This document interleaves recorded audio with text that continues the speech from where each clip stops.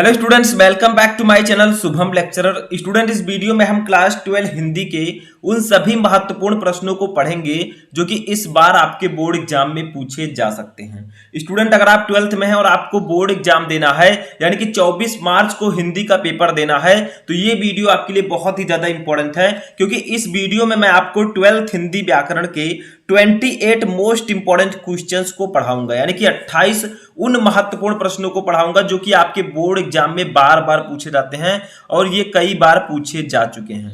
देखिए, ये जो 28 क्वेश्चंस होंगे ये हमारे हिंदी व्याकरण के 7 अलग अलग टॉपिक से होंगे और ये जो टॉपिक्स हैं वो आपके बोर्ड एग्जाम में 15 मार्क्स के पूछे जाते हैं, यानी कि 15 नंबर के पूछे जाते हैं। तो अगर आपको बोर्ड एग्जाम देना है तो आपके पास समय बहुत कम है, आप लोग ज्यादा से ज्यादा क्वेश्चन सॉल्व करके 15 नंबर यहां पर पक्का कर सकते हैं। देखिए, मैं आपको 7 टॉपिक इस वीडियो में पढ़ाने वाला हूं।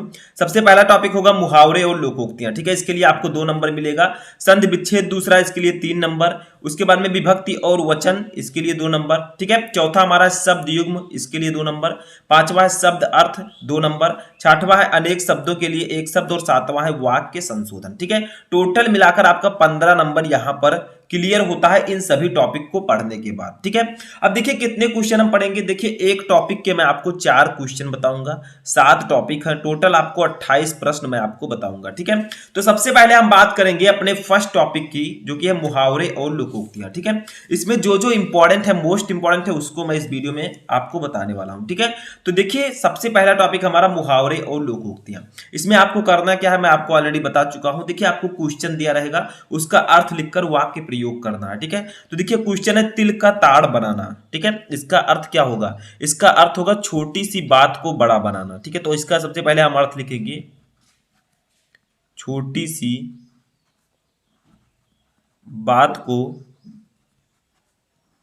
बड़ा बनाना। ठीक है, बड़ा बनाना, तो ये हो गया इसका मीनिंग यानी कि इसका अर्थ। अब हम यहां पर करेंगे इसका वाक्य प्रयोग। ठीक है, तो यहां पर हम हेडिंग डालेंगे वाक्य प्रयोग। ठीक है, यहां पर हम अंडरलाइन कर देंगे जिस प्रकार से आपको बोर्ड एग्जाम में करना है। ठीक है, ऐसे हम अंडरलाइन करेंगे ब्लैक पेन से। उसके बाद में देखिए हम यहां पर लिखेंगे कोई भी आप सेंटेंस यानी कि वाक्य को यहां पर लिख सकते हैं। सिर्फ आपका क्वेश्चन जो है, जो ये आपका है, ये उस सेंटेंस में यूज होना चाहिए। ठीक है, तो देखिए यहां पर हम लिखते हैं बात तो बहुत छोटी सी थी। ठीक है, बहुत छोटी सी थी, उन्होंने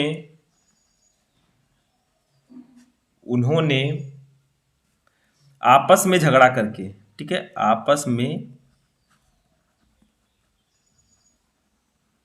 झगड़ा करके तिल का ताड़ बना दिया। ठीक है, तिल का ताड़ बना दिया। ठीक है, तो देखिए आपका क्वेश्चन था कि तिल का ताड़ बनाना। ठीक है, सबसे पहले आप इसका अर्थ लिखिएगा छोटी सी बात को बड़ा बनाना।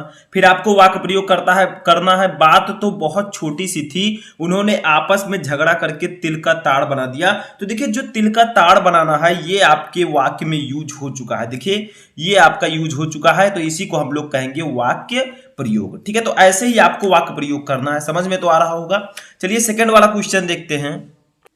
तो देखिए सेकंड क्वेश्चन हमारा है नाक बचाना। ठीक है, अब नाक बचाना का मतलब, देखिए नाक बचाना का मतलब होगा इज्जत बचा लेना। ठीक है, तो इज्जत बचा लेना। ठीक है, इज्जत बचा लेना। अब चलिए इसका वाक्य प्रयोग करते हैं, हेडिंग डालेंगे वाक्य प्रयोग।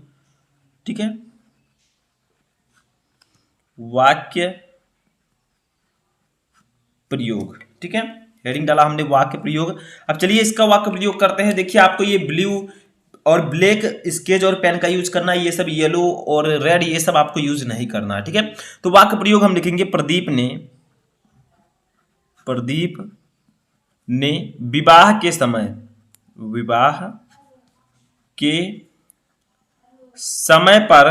समय पर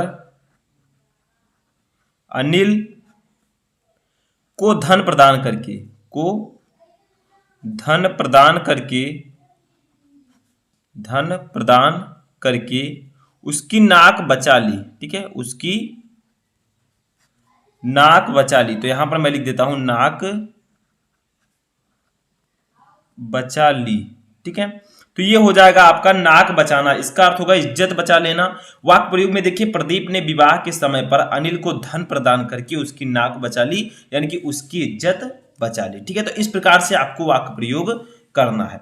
चलिए तीसरा देखते हैं। तीसरा हमारा है बाल बांका ना होना, ठीक है। इसका अर्थ क्या होगा, देखिए बाल बांका ना होना, इसका मतलब हो जाएगा कुछ भी हानि ना पहुंचना, ठीक है, कुछ भी हानि ना पहुंचना, ठीक है। तो बाल बांका ना होना यानी कि कुछ भी हानि ना पहुंचना। अब चलिए इसका वाक्य प्रयोग करते हैं यहां पर। तो ऐसे ही आपको ये सब मोस्ट इंपॉर्टेंट हैं, बहुत सारे मुहावरे मैं आपको ऑलरेडी बता भी चुका हूं, तो वो भी आप लोग जाकर देख सकते हैं, ठीक है। तो यहां पर अब हम हेडिंग डाला हमने वाक्य प्रयोग, तो इसका चलिए वाक्य प्रयोग करते हैं। तो इसका वाक्य प्रयोग क्या करेंगे कि इस मुकदमे में, इस मुकदमे में तुम चाहे जितना ही धन व्यय कर लो या खर्च कर लो, ठीक है, व्यय कर लो, किंतु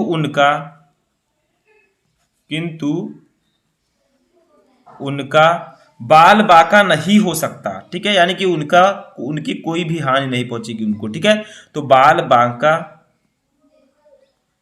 नहीं हो सकता, नहीं हो सकता, ठीक है। तो बाल बांका ना होना यानी कि कुछ भी हानि ना पहुंचना।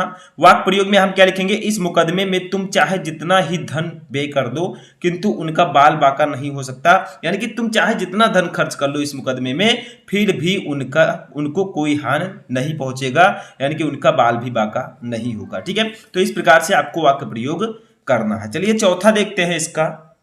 तो देखिए ऐसे चौथा हमारा है, ये एक लोकोक्ति है, ठीक है, क्योंकि 3 मुहावरे मैंने आपको बताया। चलिए एक लोकोक्ति भी देख लेते हैं।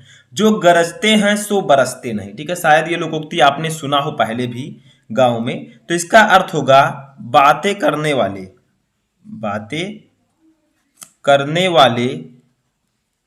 काम नहीं करते, ठीक है, काम नहीं करते, ठीक है। तो जो गरजते हैं सो बरसते नहीं, इसका अर्थ होगा बातें करने वाले काम नहीं करते। चलिए इसका वाक्य प्रयोग करते हैं। तो यहां पर हम हेडिंग डालेंगे वाक्य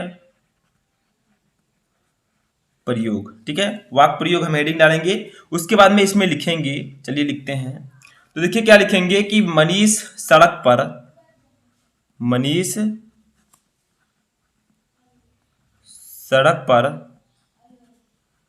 खड़े होकर जोर जोर से, ठीक है, जोर जोर से जेब कतरे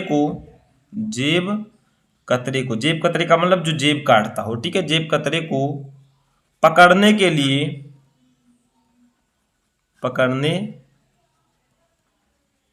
लिए चिल्लाता ही रहा, ठीक है, चिल्लाता ही रहा, दौड़कर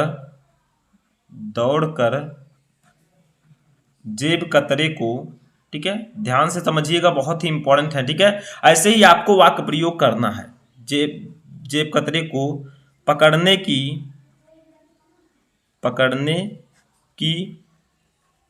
हिम्मत नहीं हुई,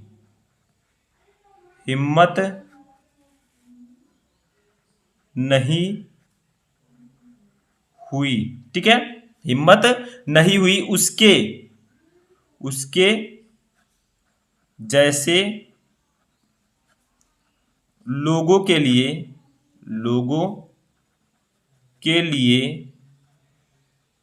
ही कहा गया है,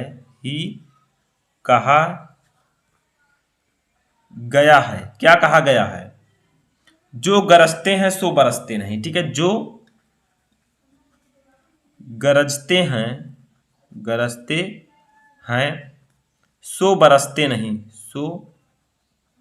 बरसते नहीं, ठीक है।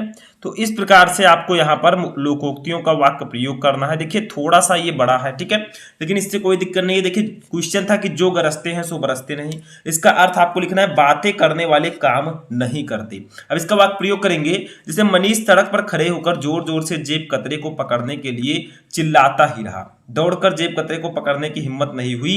उसके जैसे लोगों के लिए ही ठीक ही कहा गया है कि जो गरजते हैं सो बरसते नहीं। यानी कि वो चाहता तो जेब कतरे को पकड़ सकता था, लेकिन वो जोर जोर से चिल्लाकर लोगों से हेल्प की गुहार कर रहा था, लेकिन ऐसा उसे नहीं करना था, ठीक है, उसे दौड़कर पकड़ना चाहिए था। तो इसीलिए कहा गया जो गरजते हैं सो बरसते नहीं, ठीक है। अब चलिए हम अपना नेक्स्ट क्वेश्चन देखते हैं, जो कि हमारे नेक्स्ट टॉपिक से है, 5वें टॉपिक से। इस टॉपिक का नाम है संधि विच्छेद, ठीक है। इसमें आपको क्या करना है, जैसे देखिए 5वां क्वेश्चन है, कमलोदय का संधि विच्छेद है। अब आपको बताना है कि कमलोदय का सही संधि विच्छेद क्या होगा। 4 ऑप्शन है आपके पास, जिसे का है कमलोधन दया, खा है कमल धन ओदया, गा है कमल धन उदया, घा है कम धन लोदया। तो इसका राइट आंसर क्या होगा, इसका राइट आंसर होगा ऑप्शन नंबर गा, ठीक है, कमल धन उदया। ये कमलोदया का सही संधि विच्छेद होगा, ठीक है। तो ऐसे ही आपको जो सही है उसको चूज करके लिखना है, ठीक है। ऐसे 6 नंबर देखिए, वागीसा का संधि विच्छेद है, यानी कि वागीसा का सही संधि विच्छेद क्या होगा। का है वाग धन ईसा, खा है वाक धन ईसा, गा है वागी धन साह, घा है वा धन गीसा। तो इसका राइट आंसर होगा ऑप्शन नंबर का वाग धन ईसा, ठीक है, ये वागीसा का सही संधि विच्छेद होगा। तो ऐसे ही आपको जो सही वाला आंसर है वो आपको चूज करके वहां पर लिखना है, ठीक है। ऐसे 7वां हमारा है पद्मालय का संधि विच्छेद है। अब पद्मालय का सही संधि विच्छेद क्या होगा। का है पद्माधन आलय, खा है पद्माधन आलय, गा है पद्मधन आलय, घा है पद्माधन लया। तो इसका राइट आंसर होगा ऑप्शन नंबर खा पद्माधन आलय, ये पद्मालय का सही संधि विच्छेद होगा। तो ऐसे ही आपको चूज करना है, ठीक है। चलिए 8वां क्वेश्चन देखते हैं। तो देखिए 8वां क्वेश्चन हमारा है प्रेजिते का संधि विच्छेद है, यानी कि प्रेजिते का सही संधि विच्छेद क्या होगा। का है प्रेधन जते, खा है परधन इजते, गा है परधन एजते, घा है प्रेधन जेते। तो इसका राइट आंसर होगा ऑप्शन नंबर गा परधन एजते, ठीक है, ये प्रेजिते का सही संधि विच्छेद होगा। तो ऐसे ही आपसे संधि विच्छेद पूछा जाएगा, जो सही वाला ऑप्शन है वो आपको चूज करके वहां पर लिखना होगा, ठीक है। अब चलिए हम अपने 9 नंबर क्वेश्चन को देखते हैं, जो कि हमारे नेक्स्ट टॉपिक से है, जिसका नाम है विभक्ति और वचन, ठीक है। अब ये क्वेश्चन क्या है, किस प्रकार से आएगा, देखिए 9 नंबर आत्मा। अब आपको बताना है आत्मा में कौन सी विभक्ति है, कौन सा वचन है। आपके पास 4 ऑप्शन है। का है प्रथमा विभक्ति बहुवचन, खा है पंचमी विभक्ति एक वचन, गा है प्रथमा विभक्ति एक वचन, घा है चतुर्थी विभक्ति द्विवचन। तो इसका राइट आंसर होगा ऑप्शन नंबर गा प्रथमा विभक्ति एक वचन, यानी कि आत्मा में प्रथमा विभक्ति है और एक वचन है, ठीक है।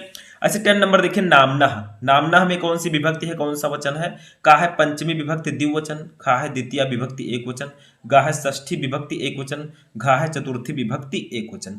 तो देखिए जो नामना है, ठीक है, इसमें है आपका षष्ठी विभक्ति एक वचन, तो एक गा वाला ऑप्शन आपका राइट होगा। ऐसे ही आपको जो सही ऑप्शन है, जो सही विभक्ति और वचन है, उसको चूज करके लिखना है, ठीक है। 11 नंबर क्वेश्चन हमारा है नामनी। नामनी में कौन सी विभक्ति है, कौन सा वचन है। का है सप्तमी विभक्ति एक वचन, खा है पंचमी विभक्ति एक वचन, गा है तृतीय विभक्ति द्विवचन, घा है सप्तमी विभक्ति एक वचन। तो इसका राइट आंसर होगा ऑप्शन नंबर का सप्तमी विभक्ति एक वचन, यानी कि नामनी में सप्तमी विभक्ति है और एक वचन ये है, ठीक है। अच्छा 12 नंबर देखिए आत्मना। आत्मना में कौन सी विभक्ति है, कौन सा वचन है। का है तृतीय विभक्ति एक वचन, खा है तृतीय विभक्ति द्विवचन, गा है प्रथमा विभक्ति बहुवचन, घा है षष्ठी विभक्ति बहुवचन। तो इसका राइट आंसर होगा ऑप्शन नंबर का तृतीय विभक्ति एक वचन, यानी कि आत्मना में तृतीय विभक्ति है एक वचन ये है, ठीक है। तो ये आपका का वाला ऑप्शन आपका राइट होगा। तो समझ में आया, इस प्रकार से आपको विभक्ति और वचन चूज करके लिखना होता है। चलिए नेक्स्ट क्वेश्चन देखते हैं। तो देखिए नेक्स्ट क्वेश्चन हमारे नेक्स्ट टॉपिक से है, जिसका नाम है शब्द युग्म। शब्द युग्म का मतलब 2 शब्दों का जोड़ा, ठीक है।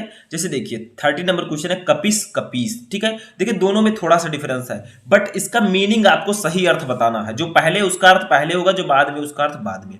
का है मटमैला और अंगद, खा है सुग्रीव और काला, गा है बाली और सुग्रीव, घा है मटमैला और सुग्रीव। तो इसका राइट आंसर होगा ऑप्शन नंबर घा मटमैला और सुग्रीव, यानी कि कपिस का मतलब मटमैला, कपीस का मतलब सुग्रीव। तो ये ऑप्शन नंबर घा राइट होगा, मटमैला और सुग्रीव, ठीक है। ये कपिस कपीस का राइट आंसर होगा।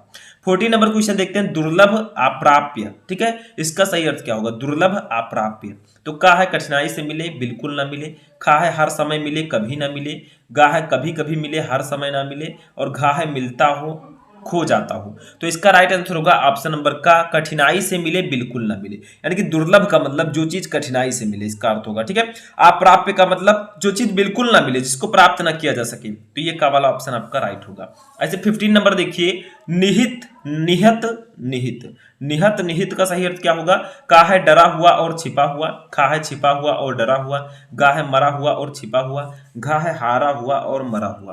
तो इसका राइट आंसर होगा ऑप्शन नंबर गा, मरा हुआ और छिपा हुआ। यानी कि निहत का मतलब मरा हुआ, निहित का मतलब छिपा हुआ, तो ये मरा हुआ और छिपा हुआ इसका राइट आंसर होगा। ठीक है, ऐसे 16 नंबर देखिए, उपल, उत्पल, इसका राइट आंसर क्या होगा बताइए? का है उत्पन्न और ऊपर, खा है ऊपर और नीचे, गा है ओला और कमल, घा है समाप्त और प्रारंभ। तो देखिए इसका राइट आंसर होगा ऑप्शन नंबर गा, ओला और कमल। यानी कि उपल का मतलब ओला, उत्पल का मतलब कमल, तो ये गा वाला ऑप्शन आपका राइट होगा। तो ऐसे ही आपको शब्द युग में जो सही अर्थ है उसको चूज करके लिखना होता है। ठीक है, चलिए नेक्स्ट क्वेश्चन देखते हैं।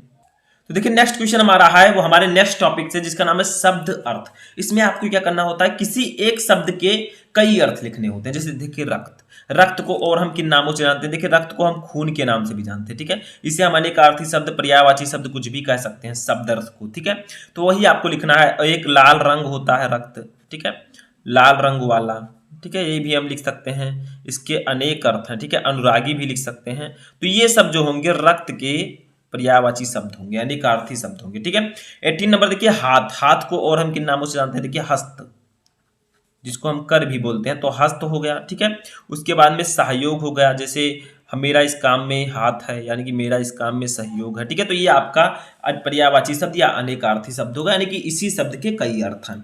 19 नंबर देखिए, धरा। अब धरा, हम पृथ्वी को भी धरा कहते हैं, तो पृथ्वी भी इसका दूसरा नाम हो जाएगा। उसके बाद में चिट्ठी लिख सकते हैं, सॉरी तल लिख सकते हैं, तल। ठीक है, धरा का तल भी लिख सकते हैं, सिरा भी लिख सकते हैं। तो इस प्रकार से आप लोग यहाँ पर लिख सकते हैं। ठीक है, ऐसे 20 नंबर देखिए, पत्र, पत्र को हम पत्ता भी कहते हैं, समझ में आ रहा होगा पत्ता। ठीक है, चिट्ठी, पत्र लिखना यानी कि चिट्ठी। ठीक है, तो ये सब हम इनके कई नामों से जानते हैं, पंख।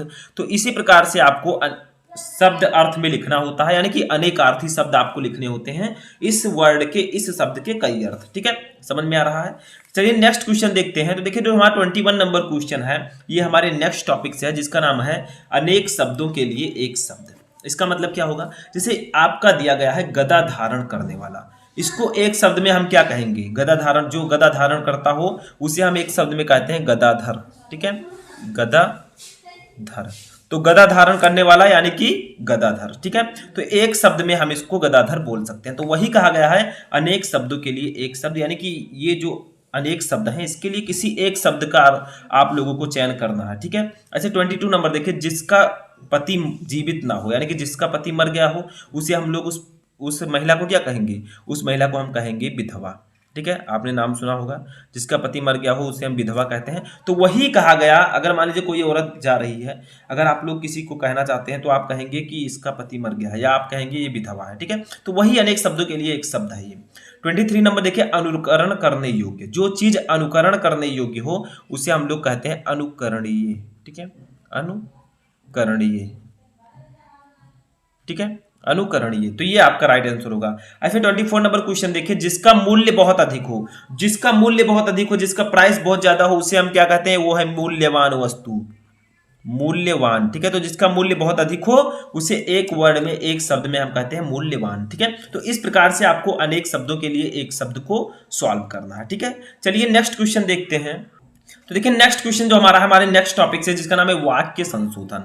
इसमें आपको क्या करना है? वाक्य में जो कुछ गलतियां हैं, जो कुछ त्रुटियां हैं, उनको आपको सही करके लिखना है। ठीक है, जो कुछ भी गलती आपको दिख रहा है वाक्य में वो आप सही कीजिए, इसी को कहते हैं वाक्य संशोधन। जैसे देखिए, साबुन नहाने का दे दो। अब आप लोगों को लग रहा होगा कि इसमें कुछ गलत लिखा है, यानी कि आगे पीछे वर्ड लिखे हैं। साबुन नहाने का दे दो, ये गलत है। देखिए, नहाने का साबुन दे दो, अब ये आपका सही होगा। ठीक है, तो इधर उधर भी वर्ड हो सकता है, उसको आपको सही करने को पूछा जा सकता है। तो नहाने का साबुन दे दो, ये भी आपका सही होगा। ठीक है, साबुन दे दो, समझ में आ रहा है? ऐसे देखिए 26 नंबर है, गीता कितनी मधुर गाती है। तो देखिए यहां पर आप सिर्फ इतना कर दीजिए, गीता कितनी के जगह पर कितना कर दीजिए, तो गीता कितना मधुर गाती है। ठीक है, मधुर गाती है। ठीक है, तो ये आपका राइट आंसर होगा। ये आपका शुद्ध हो चुका है वाक्य, इसमें जो गलतियां थी वो मैंने सही कर दी। नेक्स्ट है तुम बच्चों को कहानी सुनाया कर। अब देखिए कहानी सुनाया कर ऑर्डर दे जरा लग रहा है, तो तुम बच्चों को कहानी सुनाया करो, कर के स्थान पर करो कर दो। ठीक है, तो तुम बच्चों को कहानी सुनाया करो। ठीक है, कहानी सुनाया करो। ठीक है, तो ये आपका अब राइट होगा। यही थोड़ी सी गलती थी जो मैंने सही कर दिया। आई फिर 28 नंबर क्वेश्चन देखिए, उन्होंने मेरे समक्ष हाथ जोड़ा। इसमें गलती क्या है, जोड़ा के स्थान पर जोड़े कर दीजिए। तो उन्होंने मेरे समक्ष हाथ जोड़े। ठीक है, जोड़ा के स्थान पर आप लोग लिख दीजिए जोड़े। तो ये आपका अब राइट हो चुका है, यानी कि ये आपका सही हो चुका है। तो देखिए यहां पर मैंने आपको 28 मोस्ट इंपोर्टेंट क्वेश्चंस बताए जो कि आपके 7 अलग अलग टॉपिक से। अब आप लोग कमेंट करके बताएं कि इनमें से कितने क्वेश्चन आपको समझ में आ चुके हैं। हम मिलेंगे नेक्स्ट वीडियो में नेक्स्ट टॉपिक के साथ, तब तक आप लोग अपनी तैयारी करते रहें।